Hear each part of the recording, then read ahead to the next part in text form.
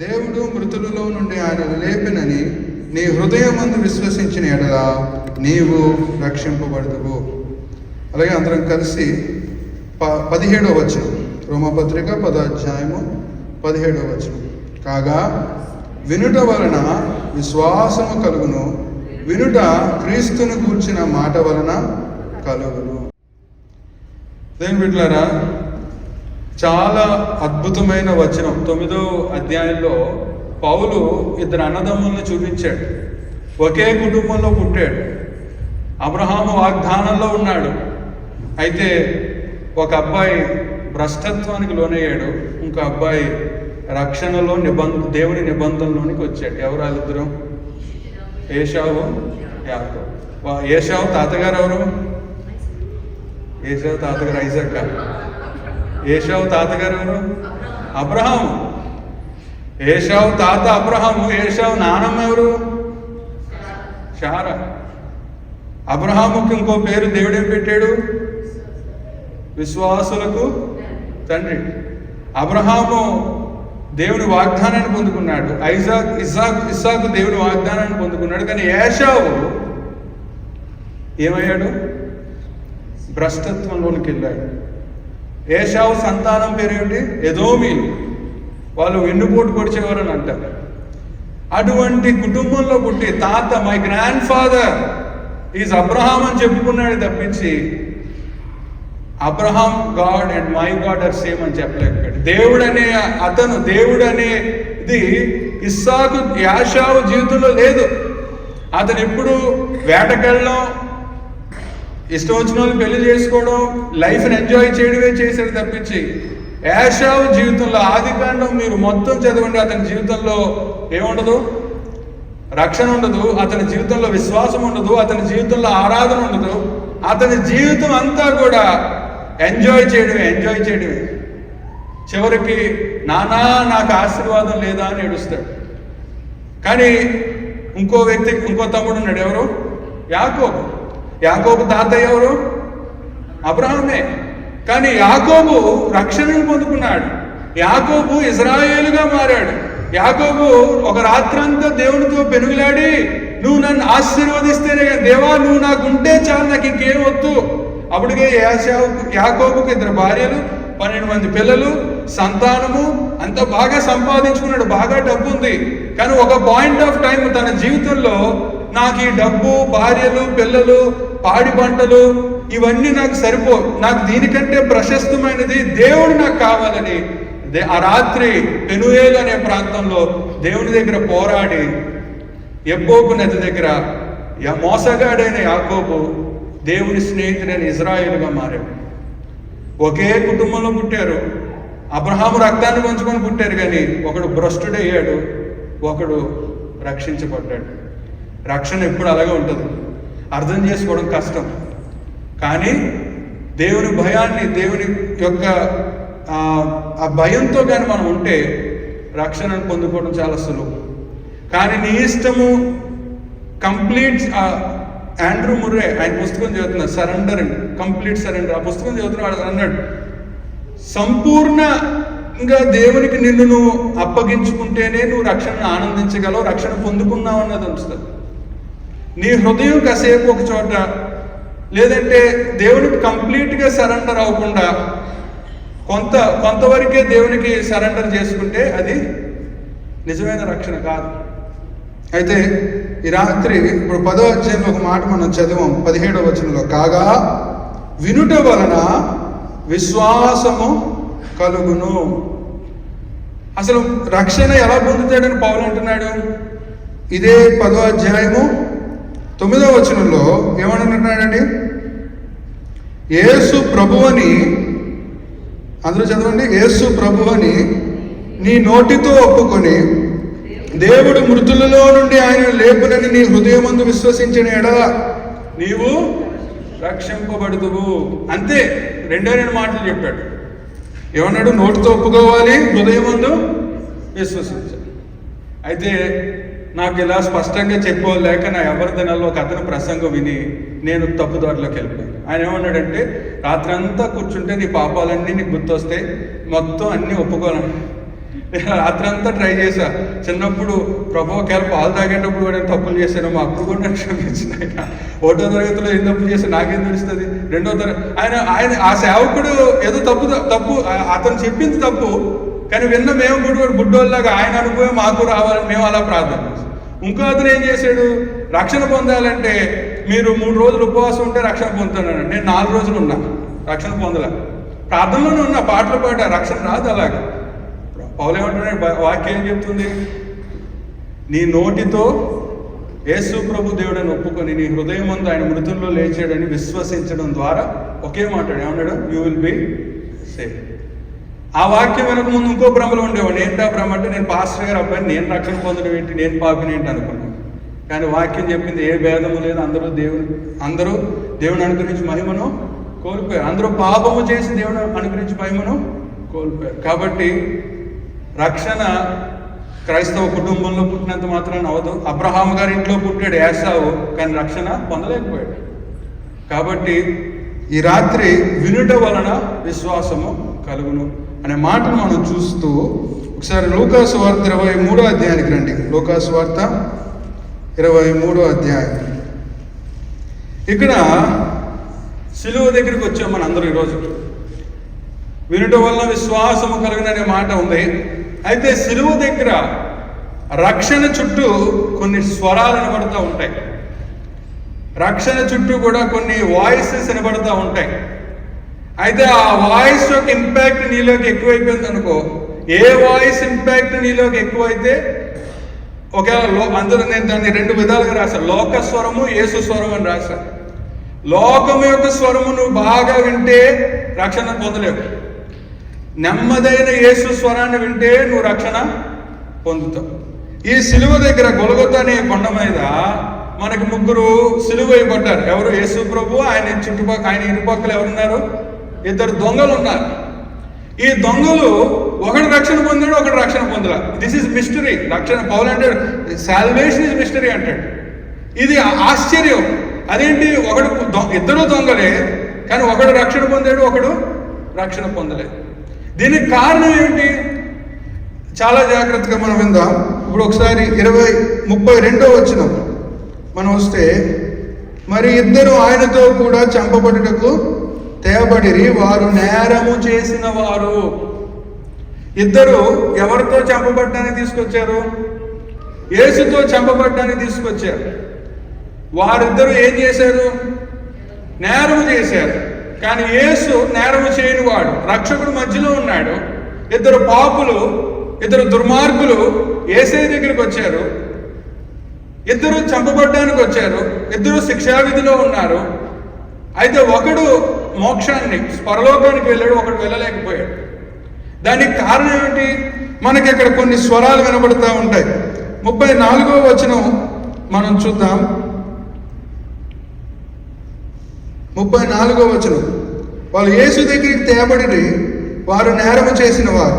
34, వారు కపాలం అనబడిన స్థలమునకు వచ్చినప్పుడు అక్కడ కుడివైపున ఒకరిని, ఎడమ వైపున ఒకరిని, ఆ నేరస్తులను ఆయనతో కూడా సిలువ వేసిరి. వీళ్ళిద్దరూ యేసయ్య దగ్గరికి వచ్చారు. యేసయ్యని చూస్తున్నారు. ఇప్పుడు వీళ్ళిద్దరూ కూడా యేసయ్యతో చనిపోబోతూ ఉన్నారు. అయితే అక్కడ ఇప్పుడు ఒక స్వరం వినబడుతుంది. వినుట వలన విశ్వాసం అన్నామే. ఇక్కడ అది ఎంత పవర్ఫుల్, ఆ వచనం ఎంత పవర్ఫుల్లో ఈ సిలువ దృశ్యాన్ని చూసినప్పుడు మనకు అర్థమవుతుంది. ఇక్కడ ఏమంటున్నాడు 34వ వచనంలో, సిలువ వేశారు. ఇటుపక్కన ఒక దొంగ, ఇటుపక్కన ఒక దొంగ ఉంది. ఆ సిలువలో నుంచి ఒకే ఒక స్వరం వినబడుతుంది. ఏమిటది? తండ్రి, యేసు తండ్రి, వీరేమి చేయుచున్నారో వీరు ఎరుగరు కనుక వీరిని క్షమించమని చెప్పాను. ఆ సిలువలో ఒక స్వరం వినబడుతూ ఉంది. ఏమిటా స్వరం? యేసు స్వరం వినబడుతూ ఉంది. క్షమాపణ స్వరం వినబడుతూ ఉంది. ఒక ప్రార్థన వినబడుతూ ఉంది. ప్రభువా వీరిని క్షమించి అని వినబడుతూ ఉంది. అయితే సిలువ దగ్గర ఎప్పుడైనా గుర్తుపెట్టుకోండి, రక్షకుడి దగ్గరికి వచ్చేటప్పుడు దేర్ ఆర్ సమ్ సౌండ్స్, కొన్ని స్వరాలు ఉంటాయి. ఇప్పుడు సిలువ దగ్గర యేసు స్వరం వినబడింది.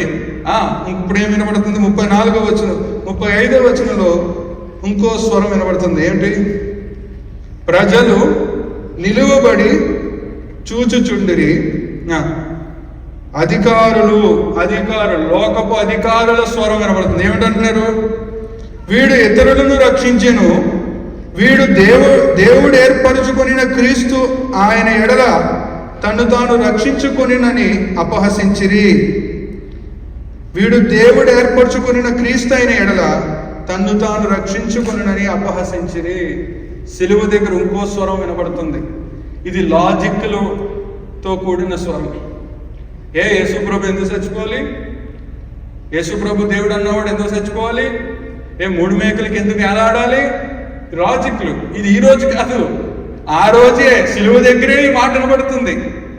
యేసు స్వరం వినబడుతుంది. ఇప్పుడు లోకపు స్వరం వినబడుతుంది. లోకం ఏమంటుంది? క్రీస్తు అయిన ఎడల తన్ను తాను రక్షించుకొనునని అపహసించిరి.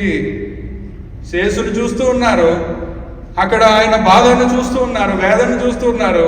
అయితే లోకము దేవుడైతే రక్షించుకోవచ్చు కదా అని అపహాసం అనే స్వరం వినబడతా ఉంది. అంతేకాదు ఇంకో స్వరం కూడా అక్కడ లోకంలో 37వ వచనంలో, నీవు యూదుల రాజు అయితే నిన్ను నీవే రక్షించుకొనుమని ఆయనను అపహసించిరి. ఎప్పుడైనా గుర్తుపెట్టుకోండి, రక్షింపబడ్డానికి ప్రభువుని ఎమ్ముకుందాం అనుకుంటున్నావా? యేసు ప్రభు దగ్గరికి వద్దాం అనుకుంటున్నావా? ఈ స్వరాలు నువ్వు వినాల్సిందే, ఈ మాటలు నువ్వు పడాల్సిందే. యేసు ప్రభుని ఎందుకు నమ్ముకుంటున్నావు? ఆయన తక్కువ దేవుడు అంటాడు ఒకడు, ఆయన పేద దేవుడు అంటాడు ఒకడు, ఆయన బలహీనుడైన దేవుడు అంటాడు ఒకడు. ఆయన బలహీనుడైన దేవుడా? ఈ లోకము పుట్టినది మొదలుకొని ఈ రోజు వరకు మరణాన్ని జయించిన విజయ వీరుడు ఎవరన్నా ఉన్నారంటే అది యేసు ప్రభువే. కానీ అర్థం చేసుకోరు. సాతాను ఈ శబ్దాలు, ఈ స్వరాలు వినిపిస్తూ ఉంటారు. ఒకడేమో క్రీస్తు అయితే రక్షించుకోవచ్చు కదా అంటున్నాడు, ఇంకోటేమంటున్నాడు? యూదుల రాజు అయితే నిన్ను నువ్వు రక్షించుకొనుమని ఆయనను అపహసించిరి.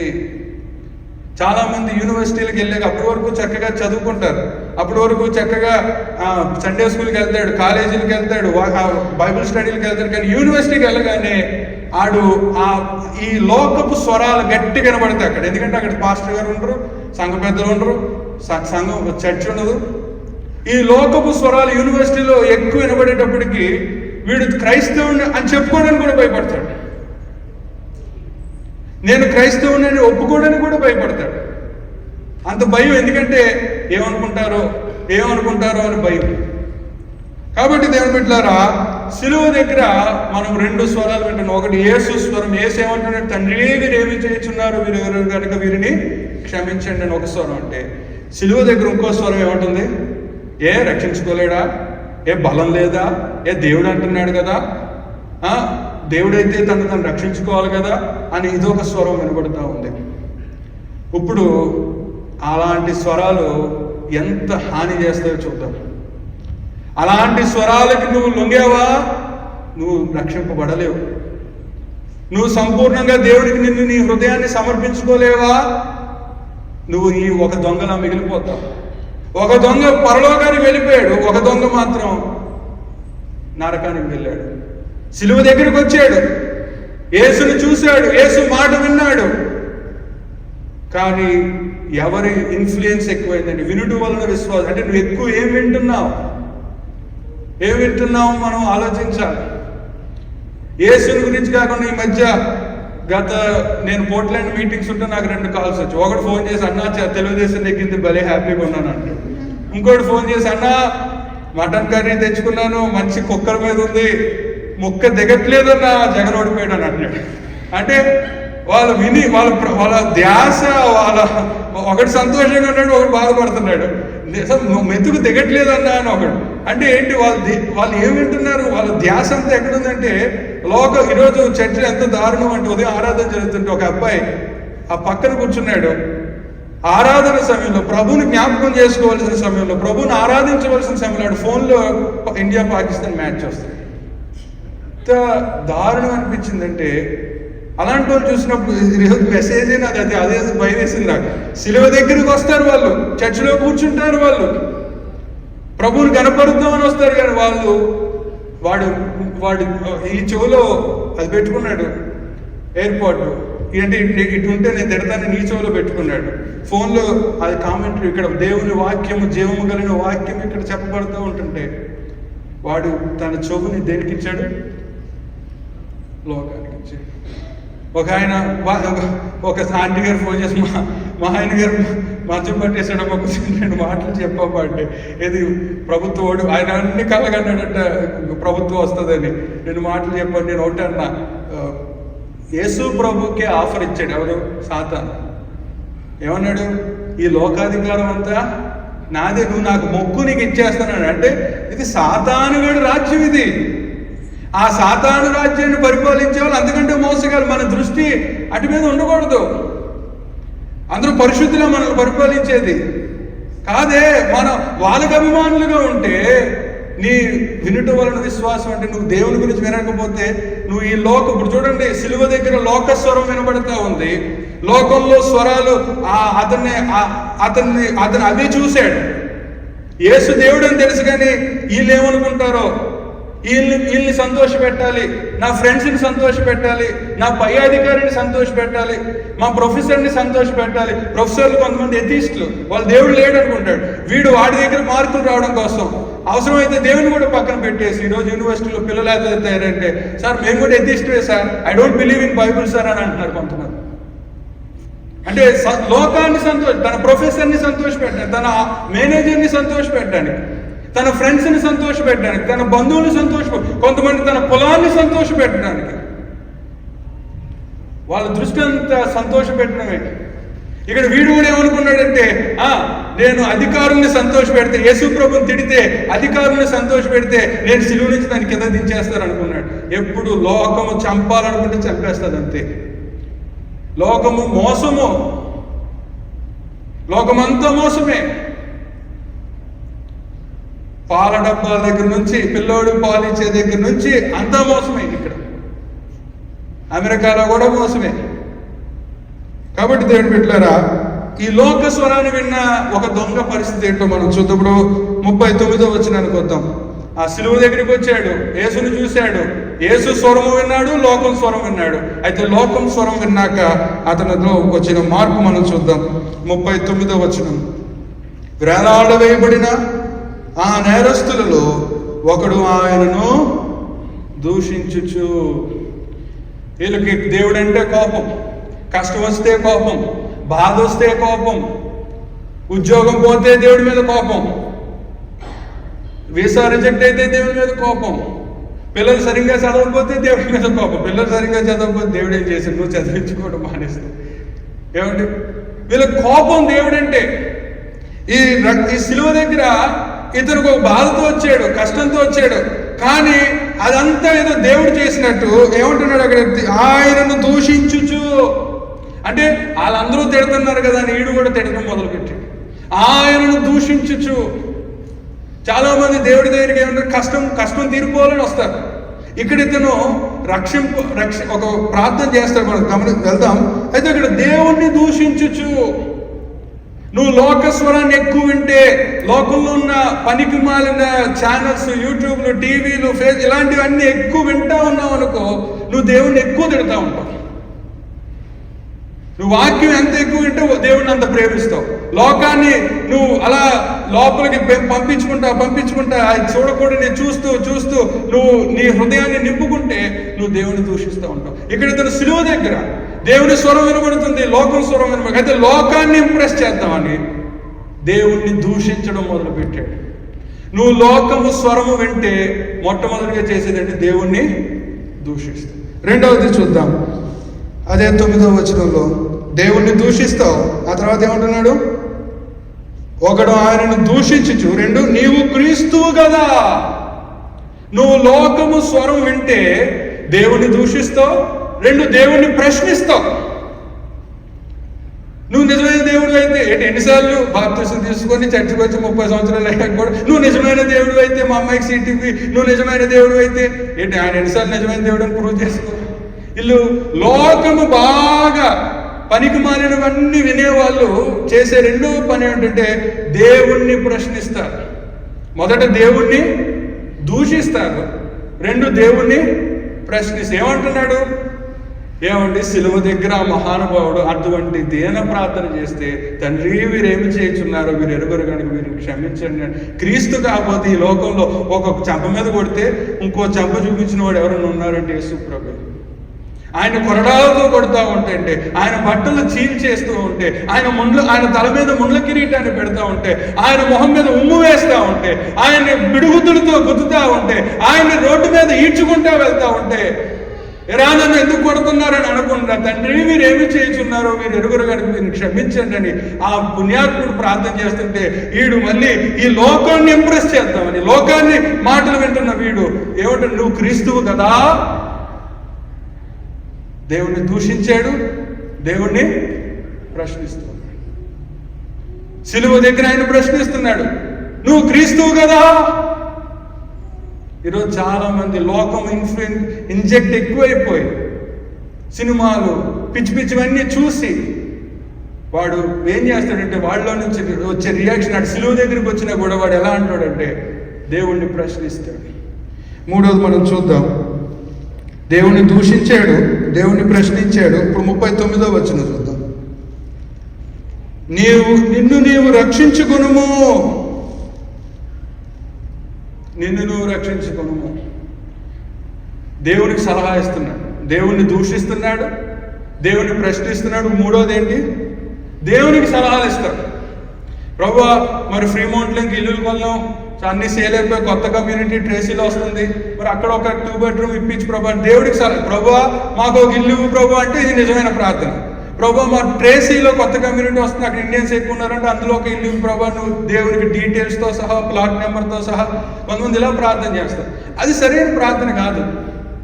ఆయనకి ఏదో ఇవ్వాలని ఉంటుంది, నీకు అంతకంటే అంత దాకేది నీకు శాన్ ఫ్రాన్సిస్కోలో ఒక పెద్ద ఇల్లు ఇవ్వాలని ఆయన ఏదో ప్లాన్ చేసి ఉంటాడు. కానీ నువ్వు నాకు ఈ రంగు పాప కొంతమంది యవనస్తులు భలే రాస్తారంటే ప్రేయర్ అన్న, నేను ఫలానా అమ్మాయి రావాలని ప్రార్థన చేస్తున్నా, తెల్లగా ఉండాలి, లాంగ్ హెయిర్, ఇలా ఇవన్నీ లిస్ట్ రాసుకొని దేవునికి వీళ్ళు సలహా ఇస్తారు.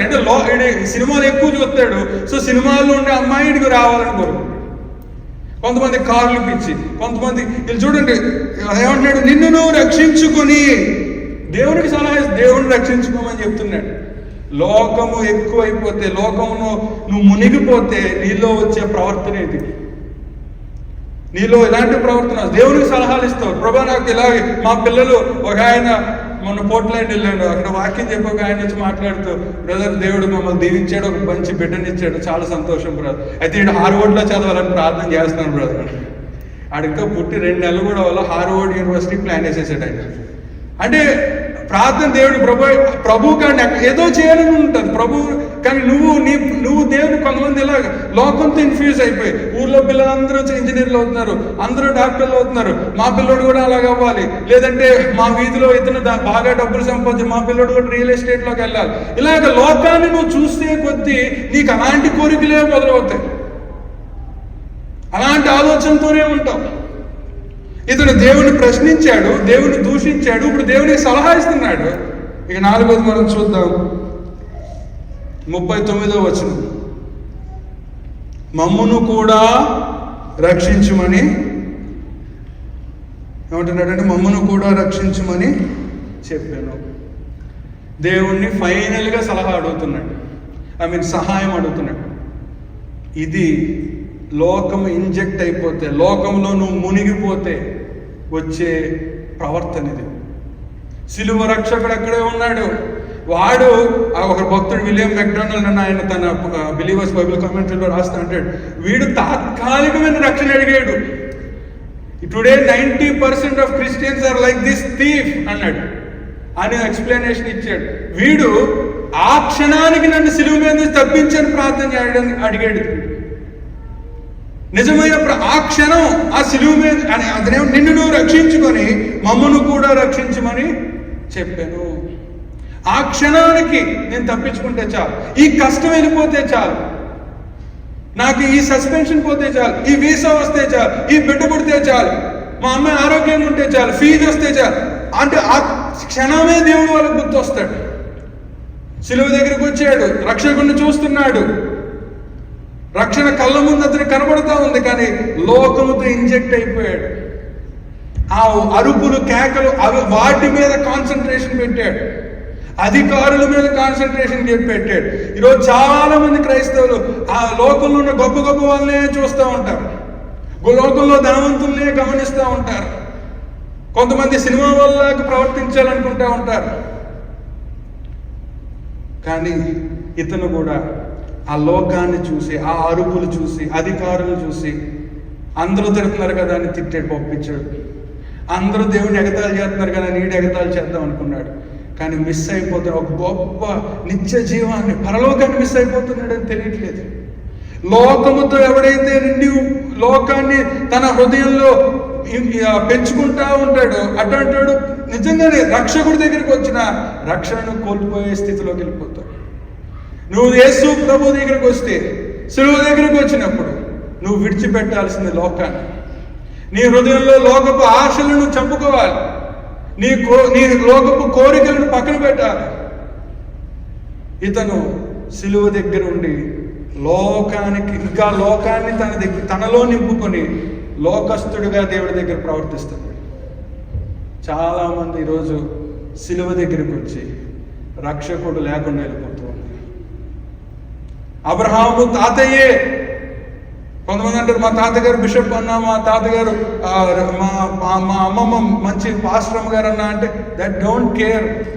Salvation is individual. రక్షణ అది వ్యక్తిగతం. యాకోబు ప్రార్థన చేసి మారు మనసు పొందాడు కాబట్టి దేవుడు అతన్ని అబద్ధంలో తీసుకెళ్ళాడు. ఏశావు ఎప్పుడూ ప్రార్థన చేయలే, ఎప్పుడూ దేవుడి దగ్గర రాలా. కానీ వాళ్ళ ఇంట్లో ఆరాధన ఉంది, వాళ్ళ ఇంట్లో బలిపీఠాలు ఉన్నాయి, వాళ్ళ ఇంట్లో గొప్ప గొప్ప మరి దేవుడు అద్భుతాలు చేస్తూ ఉన్నాడు. కానీ అతను అవేమీ వెళ్ళ. ఎందుకంటే లోకము, క్రేజీనెస్ కావాలి. హంటింగ్ అనేది ఒక క్రేజీ ఆక్యుపేషన్ ఆ రోజుల్లో. డబ్బున్నవాడే హంటింగ్ చేసేవాడు. వీడు ఆడపిల్లలను మెచ్చుకోవాలి, ఊర్లో అందరూ వీడు పెద్ద వేటగాడు, వీడు పెద్ద గొప్పోడు అంటే లోకం ఎప్పుడు కూడా నేనేం చేస్తాను, నువ్వేదో గొప్పోడుగా చూపిస్తుంది. ఎంత గొప్పోడైనా, ఎంత ఐఐటీలో చదివినా, ఎంత బిట్స్ బిలానీలో చదివినా, ఎంత హార్వర్డ్లో చదివినా 60 సంవత్సరాల తర్వాత ఏ కంపెనీ నుంచి గెట్అవుట్ అంటది అంతే. వాడు ఈ లోకముని బలాన్ని పీల్చుకొని తర్వాత పంపించేస్తాడు. ఈ దొంగ లోకముతో నింపబడిన దొంగ. ఇప్పుడు ఇంకో దొంగ దగ్గరికి మనం వెళ్దాం.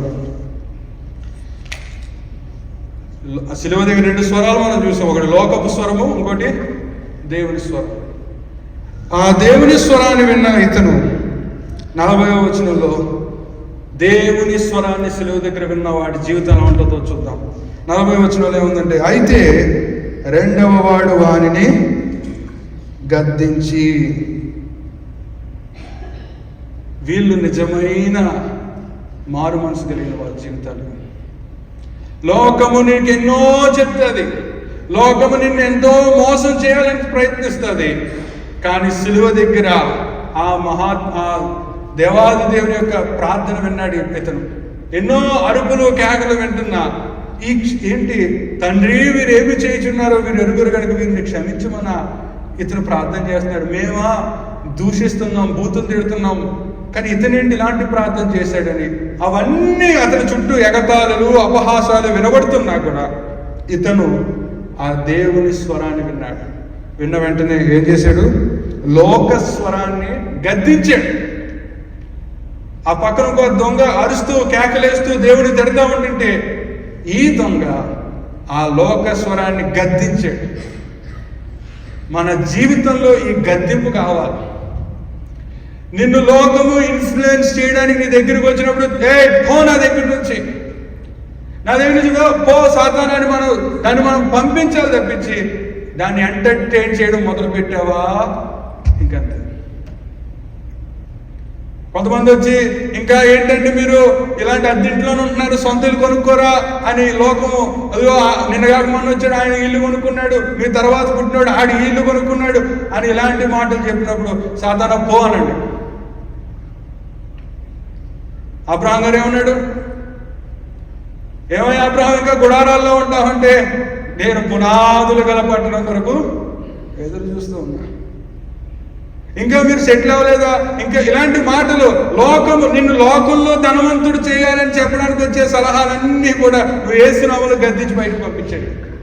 ఇతను ఏం చేశాడు? ఆ శిలువ దగ్గర యేసు స్వరాన్ని వింటున్నప్పుడు ఒక పక్కన లోకం అరుస్తూ కేకలేస్తూ ఉంటుంది. ఇతను ఏమన్నాడు 40 వచనంలో, రెండవ వాడు వానిని గద్దించి.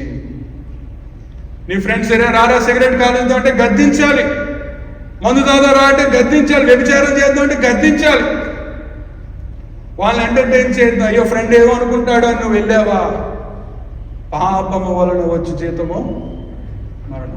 నువ్వేదైతే విత్తుతావో అదే పంట నువ్వు. Bible there are consequences. Yes, నీ పాపాలు క్షమించబడతాయి, కానీ నువ్వు ఇంకా పాపంలో కొనసాగితే దాని పర్యవసానాలు అనుభవించాల్సింది. నేను అస్తమానం చెప్తాను. ఒక అతను తన భార్య, అతను జైల్లోకి వచ్చాడు, భార్య అతని దగ్గరికి వచ్చి ఏడుస్తుంది. అప్పుడు జైల్లో మారుమనసు పొందాడు, రక్షణ పొందాడు. ఆ భార్య వచ్చి ఏడుస్తుంటే, ఎందుకు ఏడుస్తున్నావు అంటే, ఇంకా ఏడుస్తుంది. ఎందుకు ఏడుస్తున్నావు అంటే, ఆమె హ్యాండ్ బ్యాగ్ జిప్ ఓపెన్, కడుపుతో ఉంది. అదంటే కడుపుతో ఉన్నావు, నువ్వు ఏడవకూడదు, ఎందుకు ఏడుస్తున్నావు, అంత బాగానే ఉందా, బిడ్డ బాగానే ఉన్నాడు అంటే, ఆమె జిప్ ఓపెన్ చేసి మెడికల్ రిపోర్ట్స్ తీసిచ్చింది. తీసిస్తే ఇతను ఏడవడం మొదలుపెట్టాడు. ఎందుకు? ఆ మెడికల్ రిపోర్ట్స్లో HIV పాజిటివ్ ఉంది. అతను యవ్వన వయసులో తన జీవితాన్ని ఎంజాయ్ చేశాడు, ఎక్కడ పడితే అక్కడ వ్యభిచారం చేయడానికి వెళ్ళాడు. చివరికి ఎయిడ్స్ అంటే అతను తన సాక్ష్యంలో బలి చెప్తాడు, నేను వ్యభిచారం అనే విత్తనం విత్తాను, ఎయిడ్స్ అనే పంటను కోసాను. ఇక్కడ ఈ దొంగ లోకము అరుస్తుంది, లోకపు స్వరం వినబడుతూ ఉంది. ఇతను ఏమన్నాడు? రెండవ వాడు వానిని గద్దించాలి. క్రైస్తవులు మనం మెత్తగా అంటే మితర విషయాల్లో మెత్తగా ఉండాలి, లోకము పాపం విషయాల్లో నువ్వు గట్టిగా ఉండాలి. ఇతను అక్కడ అరిసాడే, నువ్వు ఆగు. నువ్వు మొట్టమొదటిగా సిలువను చూసేవాడు, సిలువ దగ్గరకు వచ్చే యథార్థవంతుడు ప్రవర్తన ఇది. వాడు లోకాన్ని గద్దించాడు. వాడు రెండవ వారిని గద్దించి, నీ జీవితంలో పాపము లోకము నీ దగ్గరికి వచ్చినప్పుడు నువ్వు చేయాల్సిన మొదటి పని నువ్వు గద్దించాలి. నేను రాను, ఎస్ నేను క్రైస్తవుడు, నేను మందు తాగను. ఒక అబ్బాయి మారుమనసు పొందాడు, రక్షణ పొందాడు, మంచి కంపెనీలో ఉద్యోగం వచ్చింది. మన వచ్చి సలహా అడుగుతున్నా, అన్న నాకు విషయం మిమ్మల్ని అడగాలన్నాడా, చెప్పు అన్న మరి అంత పెద్ద కంపెనీలో దేవుడు జాబ్ ఇచ్చాడు కదా, ఏమన్నాడు? ఓ మాట అన్నాడండి, కొలీగ్స్ అందరినీ కనెక్టింగ్ ఏమంటారు, టచ్లో ఉండాలి, కనెక్షన్స్ పెంచుకోవాలంటే అకేషనల్లీ మందు తాగచ్చా అన్నాడు.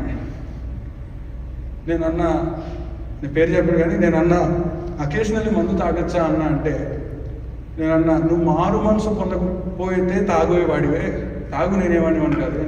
ఇప్పుడు నువ్వు నీ సొత్తు కాదు, నువ్వు విలువ పెట్టి కొనబడ్డు. ఇంకా అకేషనల్గా మందు తాగడం కుదరదు. ఈ చెయ్యి నీది కాదు, ఈ నోరు నీది కాదు. కనెక్షన్లు అంటావా, మేనేజర్లతో ఇంప్రెస్ చేయాలంటావా, ఆయన చూసుకుంటాడు అంతే. నువ్వు యేసుకి సరెండరింగ్ అంటే అదే, all to Jesus I surrender అని పాట పాడడం కాదు సహోదరుడా. నువ్వు ఈ విషయంలో you need to completely surrender. అకేషనల్గా మరి వాళ్ళని ఇంప్రెస్ చేయాలి కదన్నా, వాళ్ళతో పార్టీస్కి వెళ్తేనే మాకు ప్రమోషన్స్, అన్ని పార్టీస్కి దేవుడు చూసుకుంటాడు. ఈరోజు చాలామంది ఏంటంటే మేనేజర్ని ఇంప్రెస్ చేయాలని, వాళ్ళని ఇంప్రెస్ చేయాలని, ఫ్రెండ్స్ని ఇంప్రెస్ చేయాలని, ఫ్రెండ్స్ దగ్గర కనపడకూడదని నువ్వు అలా కానుంటే నువ్వు రక్షణ పొందినోడుగా మిగిలిపోతుంది. ఇతను అంటున్నాడు 40వ వచనంలో, అయితే రెండవ వాడు వానిని గద్దించి. పాపముని దగ్గరికి వచ్చినప్పుడు, లోకముని దగ్గరికి వచ్చినప్పుడు గద్దించాల్సిందంతే. రెండవది మనం చూద్దాం 40వ వచనంలో, నువ్వు యేసు స్వరం అంటే నీలో వచ్చే మార్పులు ఇవి. మొదట లోకాన్ని గద్దిస్తావు, రెండు అదే నీవు అదే శిక్షా విధిలో ఉన్నావు కనుక దేవునికి భయపడవా. ఏ సిలువ దగ్గర నువ్వు ఈ లోకంలో యేసు స్వరాన్ని కానీ వింటే నీలో ఆటోమేటిక్గా దేవుని భయం అనేది వస్తుంది. మొదట లోకాన్ని గద్దించాడు, రెండు దేవునికి భయపడవా. దేవుని భయం వస్తుంది నువ్వు యేసు స్వరం వింటే. యేసుని అదే కొంతమంది కొన్ని పాటలు రాసినప్పుడు నీవే నాకు చాలు యేసని ఒక పాట ఉంటుంది, అందులో ఒక చరణం ఉంటుంది, కొండ అంత బంగారం ఉన్నను అది నీకు సాటి రాగలదా? నా బంగారమా నీవే యేసే అంటే ఇంక యేసే చాలు, నాకు ఇంకేం వద్దు. అలాగే యేసు చాలును, పరమాజీవము నాకు నువ్వు తిరిగి లేచను నాతో నుండా, నాకు యేసు చాలు అంతే. నువ్వు యేసు స్వరం, అక్కడ వీడు చూడండి ఈ దొంగ ఎంత యేసు స్వరం విన్నాడు. తండ్రి వీరేమి చేయించున్నారు, వీరు ఆ స్వరం విన్నాక లోకాన్ని గద్దించాడు. 2 దేవునికి భయపడుతున్నాడు. అతనిలో నుండి దేవుని భయం అనేది ఉత్పన్నమైంది. రక్షణ పొందిన వాడి జీవితంలో, సిలువ దగ్గర యేసు స్వరం విన్న వారి జీవితంలో వచ్చే మార్పులు ఏమంటున్నాడంటే దేవునికి భయపడవు. ఆటోమేటిక్గా దేవుని భయం అనేది నీకు వస్తుంది. 3వది మనం చూద్దాం.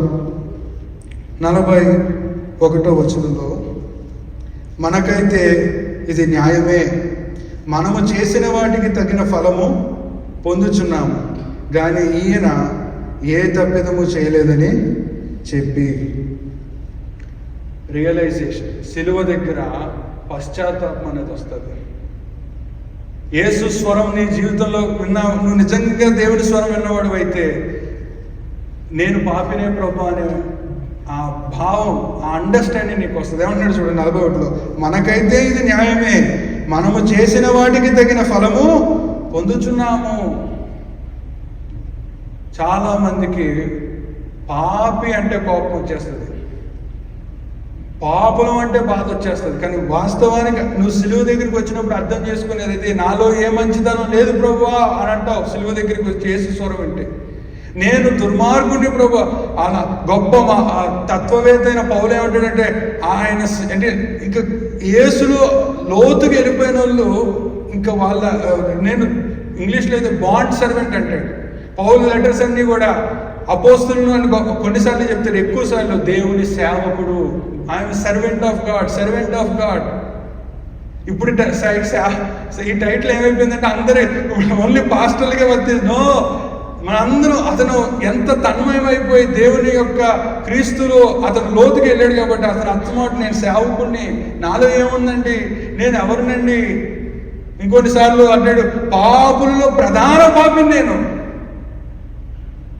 యేసు స్వరము విన్నవాడి జీవితంలో నా మార్పు వస్తుంది. మొదట లోకాన్ని గద్దిస్తావు, 2 దేవునికి భయపడతావు, 3 ఏముంది అక్కడ, ప్రభా నేను ఎవరిని ప్రభా. ఇది మనకి ఇది మనకు న్యాయమే. మనం పాపం చేశాం కాబట్టి మనకి శిక్ష అని అర్థం చేసుకున్నాడు. వాడు ఎందుకు అర్థం చేసుకున్నాడంటే యేసు స్వరాన్ని విన్నాడు. కానీ అవతలోడు ఎందుకు అర్థం చేసుకోలేదంటే వాడు లోకపు స్వరాన్ని వింటూ ఉన్నాడు. ఇది అసలు కారణం. అస్తమాటు కొంతమంది సేవకులు సినిమాలు ఎందుకు చూడొద్దు అంటారంటే, నువ్వు లోకాన్ని ఎక్కువ చూస్తే నీలో లోకమే నిన్ను ప్రతిబింబిస్తుంది. కానీ యేసుని ఎక్కువ చూస్తే ఆ స్వభావం చూడన్నాను, ఇది మనకి న్యాయమే అంటున్నాడు. ఇది మనకి న్యాయమే. ఆ రియలైజేషన్ అనేది వస్తుంది సిలువ దగ్గర. ఒక భక్తుడు పాట రాస్తాడు, కొండ లాంటి బండ లాంటి హృదయము విరిగిపోద్ది సిలువ దగ్గర. అది ఒకడికి విరగల, కానీ ఒకడికి విరిగిపోయింది. ఎందుకంటే వాడు ఏం విన్నాడు, దేవుని స్వరాన్ని విన్నాడు. ఇక మళ్ళీ చూద్దాం, తను రియలైజ్ అయ్యాడు, పశ్చాత్తాపడ్డాడు. ఇప్పుడు ఇంకోటి చూద్దాం. 41వ వచనంలో చివరి మాట ఏమంటాడంటే, గాని ఈయన ఏ తప్పిదము చేయలేదని చెప్పి. నువ్వేంటో తెలుసుకుంటావు సిలువ దగ్గర, ఆయన ఏంటో కూడా తెలుసుకుంటావు. అదే ఇక్కడ ఆ మాట అంటే, కానీ ఈయన ఏ తప్పిదము చేయలేదు. యేసుని కూడా చూస్తా. అదే అంటే చూడండి, ఈయన ఏ తప్పిదము చేయలే. ఆ డిఫరెన్స్ నీకు తెలుస్తుంది సిలువ దగ్గర.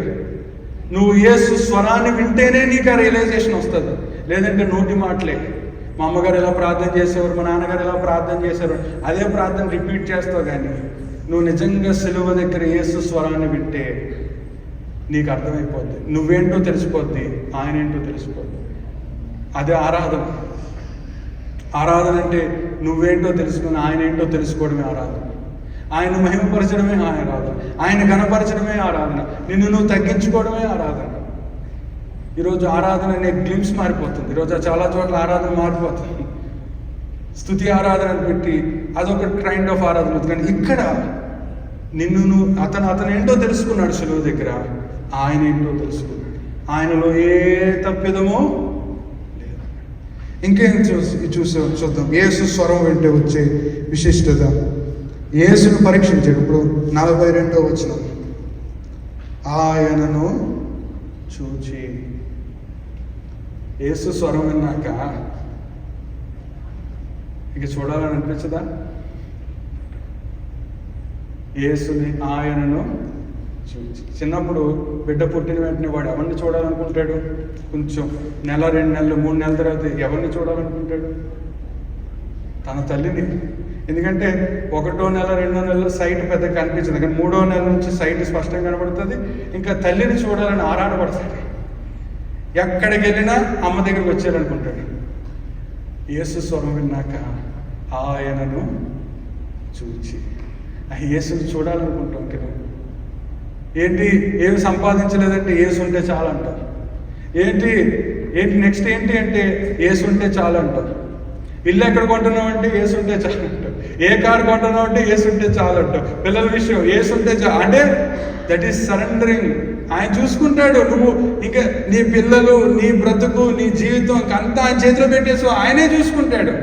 ఇక్కడ అంటున్నాడు ఆయనను చూచి. ఆయనను చూచి.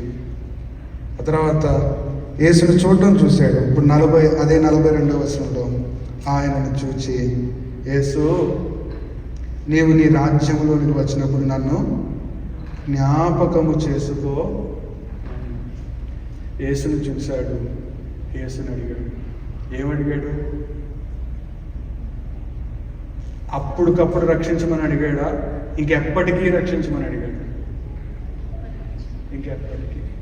ఆ దొంగేమో ముందోడు, ప్రభా నిన్ను నువ్వు రక్షించుకొని నన్ను రక్షించాడు, ఆ తాత్కాలికంగా ఆ సమయాన్ని నన్ను రక్షించాడు. కానీ ఇతను యేసు స్వరం విన్నాక చిన్న అడగడు. మనం పిచ్చి అడగం.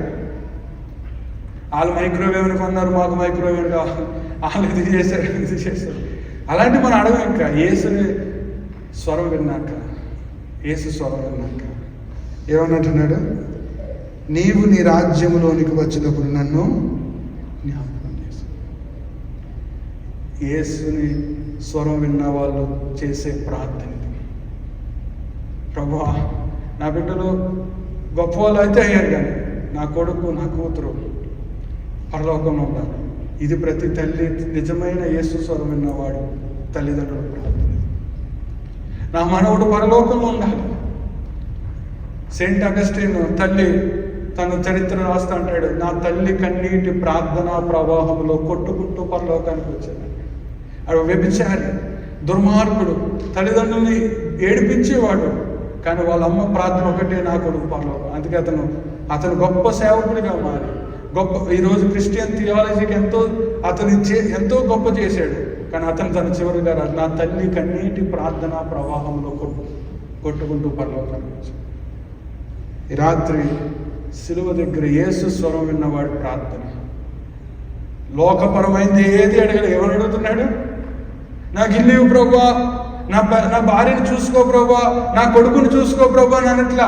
అక్కడ అతను ఒక మహోన్నతమైన ప్రార్థన. అదేంటంటే, యేసు నీవు నీ రాజ్యంలోనికి వచ్చినప్పుడు నన్ను జ్ఞాపకము చేసుకున్నాను. సిలువ దగ్గర యేసు స్వరాన్ని విన్నవాడి ప్రార్థన ఇది.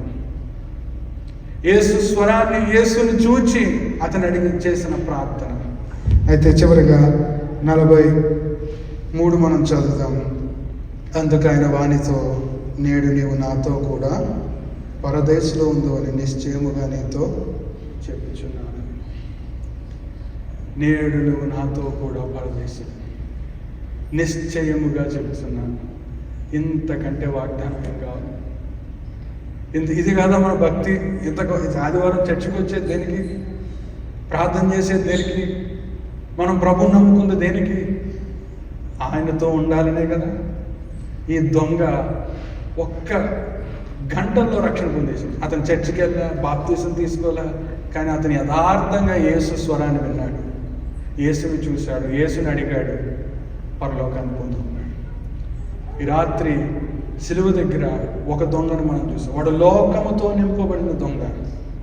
ఇంకో దొంగను మనం చూసాం, ఈ యేసు స్వరాన్ని విన్న దొంగ. నువ్వు ఏ గుంపులో ఉన్నావు?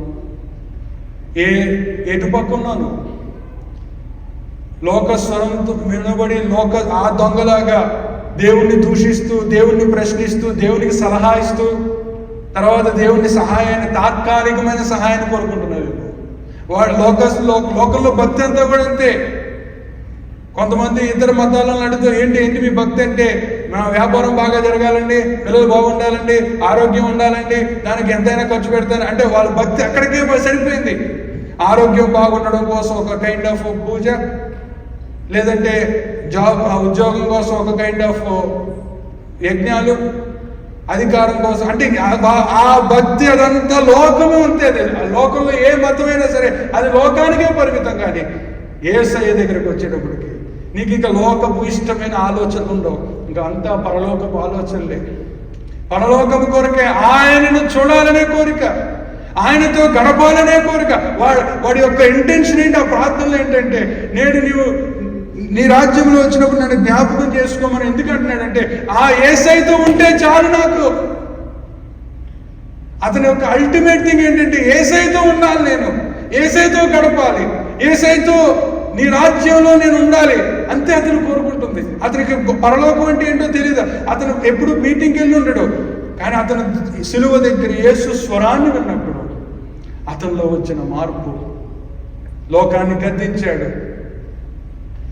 గద్దించాడు, దేవునికి భయపడ్డాడు, మారు మనసు పొందాడు, తనేంటో తెలుసుకున్నాడు, దేవుడేంటో తెలుసుకున్నాడు, యేసును చూశాడు, యేసుని అడిగాడు, రక్షణ పొందుకున్నాడు. ఈ రాత్రి లోకపు స్వరమును వింటున్నావా, యేసు స్వరమును వింటున్నావా? ఆయన యోహాను సువార్త 10:27-28 అంటాడు, నా గొర్రెలు నా స్వరము. నువ్వు ఆయన గొర్రెగా ఆయన స్వరాన్ని వింటున్నావు. ఆయన స్వరం విని అది నీలో కార్యం జరిగించాలంటే టోటల్ సరెండర్ ఈజ్ ఇంపార్టెంట్. నువ్వు సంపూర్ణంగా all to Jesus I surrender అన్నాడు. నీ ఉద్యోగం, నీ జీవితము, నీ సమయము, నీ ఇదంతా కూడా దేవుని చేతిలో పెట్టాలి. దేవుని చేతిలోకి నువ్వు సమర్పించుకుంటే అబ్బా, ఇంకా ఆ సంతోషం వేరు. నిన్ను గొలుసులేసి కట్టి జైల్లో పడేసి చితక్కొట్టేసిన నువ్వు ఒక మాట అంటావు, పౌల్లాగా, ఆనందించుడి, మరలా చెప్పుదును ఆనందం. ఇంకా నీకు యేసుంటే ఆ సంతోషం వేరండి, ఆ ఆనందం వేరండి. ఇంకా ఐఫోన్ నెక్స్ట్ ఏంటి వర్షను, దాని మీద నీకు మనసు ఉండదు. నీకు డొక్కు ఫోన్ ఉంటే చాలు, నీకు 10,000 రూపాయలు పట్టు చీర మీద మనసు ఉండదు. నాకు యేసుంటే చాలు, చిరిగిపోయిన చీరైనా చాలు అనుకుంటాడు. అది నిజమైన రక్షణ ఆనందం అండి. వచ్చే ఆదివారం హెయిర్కి ఎంత, మొన్న ఒక సహోదరుడు అంటున్నాడు, బ్రదర్ మా మిస్సెస్కి $300 అవుతుంది బ్రదర్ హెయిర్ కానీ. ఏంటి అన్నాడు. హెయిర్ అంటే ఆవిడకి ఆ లోకంలోనే ఉంది ఆనందం. ఆ $300 ఇస్తే ఎంతోమంది సేవకులు, కొన్ని సంఘాలు బాగుపడతాయి. కానీ ఆవిడ జుట్టు బాగా కనబడడానికి కోసం $300 ఖర్చు పెడుతుంది అంటే నాకు ఇంకా ఆశ్చర్యం వేసింది. ఇంక నీకు లిప్స్టిక్ మీద ఉండదు, కార్ల మీద ఉండదు, ఇల్లు మీద ఉండదు. ఇంకో యేసు స్వరాన్ని వింటే ఆయన ఉంటే చాలంతే. నేను పరమాజీవము నాకు నువ్వు తిరిగి లేచను, సుందర్ సింగ్ గారు ఆయన పేరు, తణుకులో సేవకుడు, హెబ్రోన్ సేవకుడు. ఆయన్ని మనిషి బట్టతల పంచికట్టు చర్చ్లో ఆయన చనిపోయాడు. ఆ తర్వాత ఆ సంఘం ఆయన గురించి ఎంతో గొప్ప విషయాలు చెప్పింది. ఆయన మా చర్చిలో మీటింగ్ అయితే మేమే అప్పుడు సంఘాల్లో నాన్ వెజ్ ఎక్కడ, ఆయన దొండకాయ, నాకు ఏమొద్దామో దొండకాయ, ఆయన ప్రతిరోజు దొండకాయతోనే తినేవాడంట. ఇక తిండి మీద కూడా ఉండేది కాదు. అంటే ఇంక యేసులో నేను అయిపోయి ఉదయం లేస్తే ఎవరికోకరికి సువార్త చెప్పాలి, ఎవరికోకరికి యేసు ప్రభు గురించి చెప్పాలి. అలాగే బ్రతికాడంట తన జీవితం అంతా. అవాయి చెప్పులే వేసుకున్నాడంట. కానీ ఈరోజు సేవకులు చూస్తుంటే నేను నా ప్రార్థన కూడా ఎప్పుడు అది, ప్రభా నేను ఎప్పుడు కనబడేటట్టు వద్దు, నన్ను చిన్న సేవకుడుగానే ఉంచి ప్రభా చేస్తాను. ఆయన అలా తన జీవితం అంతా అద్భుతమైన పాటలు పాడుతూ దేవుని స్తుతిస్తూ ఉన్నాడు. ఈరోజు భక్తి ఎలా అయిందంటే చూపించుకునే భక్తి. ఈరోజు ఇంకా కొంతమంది సేవకులు ఉన్నారు, కానీ సేవకులు కాదు, విశ్వాసులు. మనం దేనికోసం ఉన్నాం, ఎలా ఉన్నాం? లోకము స్వరం విన్న దొంగలా ఉన్నావా, యేసుని స్వరం ఉన్న దొంగలా ఉన్నావు? ఇద్దరు దొంగలే, ఇద్దరు దుర్మార్గులే, ఇద్దరూ నేరం చేశారు, కానీ రక్షణ ఒకడే పొందుకున్నాడు. రక్షణలో ఉన్న ఆశ్చర్యం, విశిష్టత అదేంటి, వాడు పాపి కదా, వాడు పరలోకానికి ఎలా వెళ్ళాడంటే అదే విచిత్రం. వాడు నరహత్య చేశాడు, వాడు పరలోకానికి వెళ్ళాడంటే అదే విచిత్రం. రోమాపత్రిక 10వ అధ్యాయం ఎలా రక్షింపబడుతున్నాడు. రోమాపత్రిక 10వ అధ్యాయము 9వ వచనం అందరం కలిసి చేద్దాం.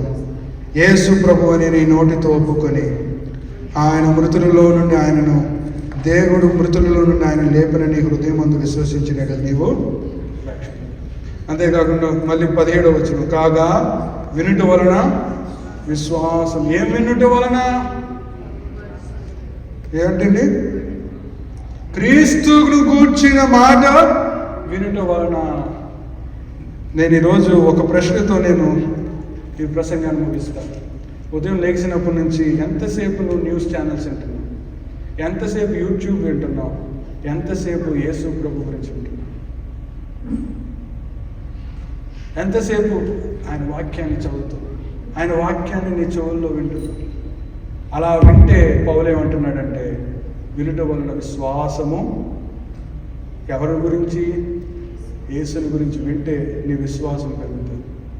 లోకం గురించి వింటే నీ విశ్వాసము తగ్గిపోతుంది. ప్రార్థన చేసుకుందాం. మహోన్నతుడా, మహాగణుడా, మా గొప్ప తండ్రి, మీకు వందనాలు, స్తోత్రాలు. ఈ రాత్రికాల సమయంలో లోకాన్ని విన్న వ్యక్తిని మేము చూసాము, యేసు స్వరాన్ని విన్న వ్యక్తిని మేము చూసాం.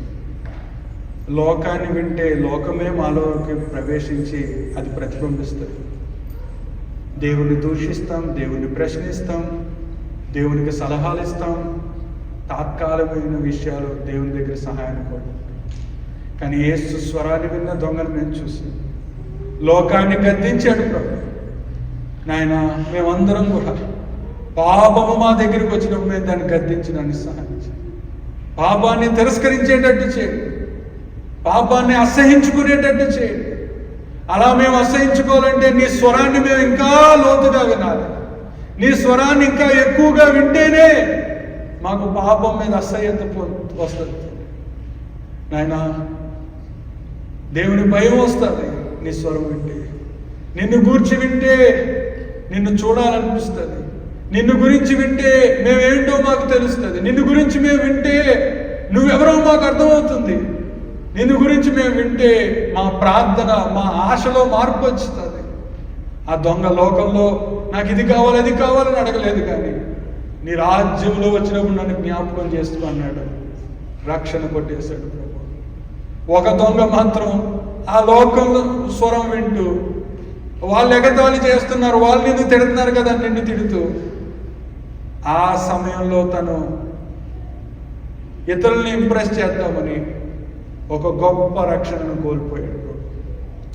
ఈ రాత్రి మేము అయ్యా నీ స్వరాన్ని విన్న గొర్రెలుగా, నా గొర్రెలు నా స్వరం విన్నది, మమ్మల్ని అందరినీ ఆ విధంగా చేయండి. నీ స్వరాన్ని వినేవారిగా, నీకు లోబడేవారిగా, నీకు సమస్తాన్ని అప్పగించుకునేవారిగా, మా తలంపులు, మా ఆలోచనలు, మా సమయము, మా మాట, మా ధ్యాస నీకు సంపూర్ణంగా సమర్పించుకునే స్థితిని మాకు అనుగ్రహించుకుని.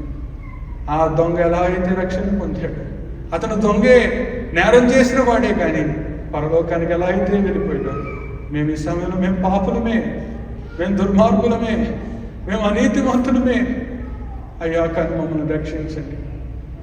అట్టి కృపను మాకు అనుగ్రహించండి. యేసు క్రీస్తు పరిశుద్ధమైన నామములో ప్రార్థిస్తున్నాము తండ్రి.